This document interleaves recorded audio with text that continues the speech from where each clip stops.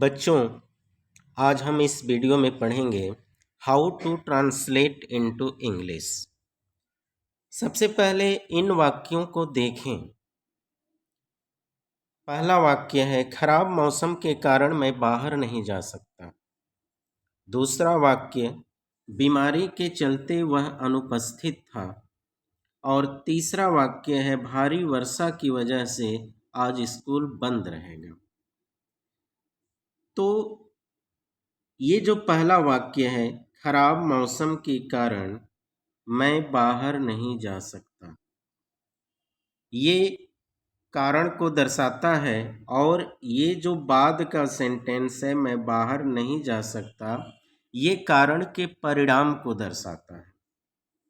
दूसरा सेंटेंस वाक्य है हिंदी का, बीमारी के चलते वह अनुपस्थित था, यानी कारण है बीमारी के चलते और उसका परिणाम है वह अनुपस्थित था। तीसरा वाक्य है, भारी वर्षा की वजह से आज स्कूल बंद रहेगा। कारण है भारी वर्षा और उसका परिणाम है आज स्कूल बंद रहेगा। तो इस तरह के वाक्य हम अपने दैनिक जीवन में देखते हैं कि कारण होता है और उस कारण का परिणाम होता है, जिसे हम इंग्लिश में उस प्रकार के वाक्यों को किस प्रकार ट्रांसलेट करते हैं। तो चलिए सबसे पहले इस प्रकार के वाक्यों का हम स्ट्रक्चर देखते हैं। तो बच्चों, इस प्रकार के वाक्यों का जो स्ट्रक्चर होता है, कारण के बाद जो परिणाम का सेंटेंस होता है, सबसे पहले वो हम देंगे। जैसे भारी वर्षा की वजह से, तो ये कारण हो गया भारी वर्षा की वजह से। उसके बाद इसका परिणाम हो गया आज स्कूल बंद रहेगा। तो ये जो परिणाम वाला सेंटेंस है, आज स्कूल बंद रहेगा, ये सबसे पहले हम यूज करेंगे। सेंटेंस जिसमें सब्जेक्ट, वर्ब प्लस ऑब्जेक्ट या प्लस अदर वर्ड्स होंगे। उसके बाद की वजह से, के कारण, के चलते के लिए हम ऑन अकाउंट ऑफ यूज करेंगे या ओइंग टू ए यूज करेंगे या बिकॉज ऑफ यूज करेंगे। इन तीनों में से हम किसी का प्रयोग कर सकते हैं, के कारण, की वजह से और के चलते के लिए। उसके बाद हम नाउन का प्रयोग करेंगे, यानी नाउन मतलब कि यहाँ पे जो कारण है, एक तरह से रीजन हो गया ये। तो जो कारण है because of, owing to, account of के बाद हम यूज करेंगे। चलिए हम एग्जाम्पल्स द्वारा इसे समझते हैं।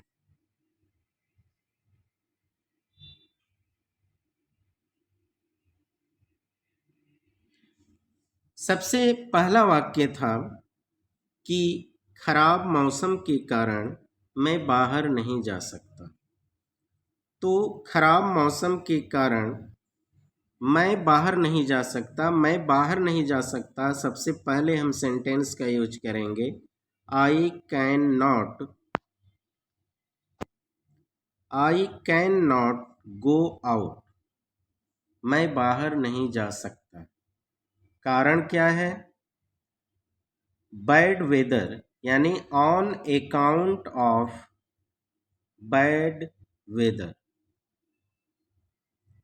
या इसी को हम दूसरे तरीके से बना सकते हैं, ट्रांसलेट कर सकते हैं, आई कैन नॉट गो आउट, मैं बाहर नहीं जा सकता, ओइंग टू बैड वेदर, खराब मौसम के कारण, खराब मौसम की वजह से, खराब मौसम के चलते। तीसरे तरीके से आप बना सकते हैं, आई कैन नॉट गो आउट, मैं बाहर नहीं जा सकता, बिकॉज ऑफ बैड वेदर, खराब मौसम के कारण। दूसरा जो वाक्य था वह बीमारी की वजह से अनुपस्थित था। तो वह अनुपस्थित था। सबसे पहले हम इस सेंटेंस को ट्रांसलेट करेंगे। He was absent. किसके कारण, किसकी वजह से? बीमारी की वजह से। तो ऑन अकाउंट ऑफ इलनेस। दूसरे तरीके से हम इस सेंटेंस को ट्रांसलेट कर सकते हैं। ही वॉज एब्सेंट, वह अनुपस्थित था, ओइंग टू इलनेस, बीमारी की वजह से, बीमारी के चलते, बीमारी के कारण। और तीसरा जो तरीका है इस तरह के वाक्य को इंग्लिश में ट्रांसलेट करने का, वह है ही वॉज एब्सेंट, वह अनुपस्थित था, बिकॉज ऑफ इलनेस, बीमारी के कारण। हमें तीसरा जो वाक्य मिला था तो उसमें था कि भारी वर्षा के चलते आज विद्यालय बंद रहेगा। तो विद्यालय आज बंद रहेगा, सबसे पहले हम इसको ट्रांसलेट करेंगे। The school will remain closed today. किसके कारण?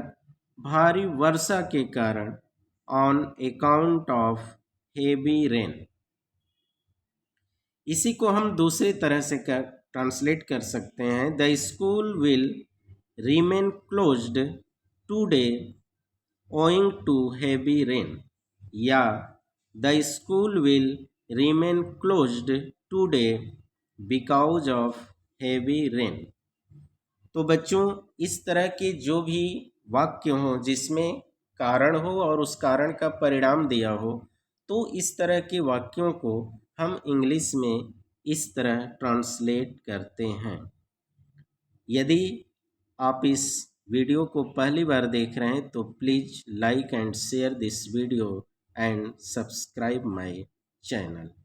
चलिए अब हम दूसरे वीडियो में आपसे मिलते हैं।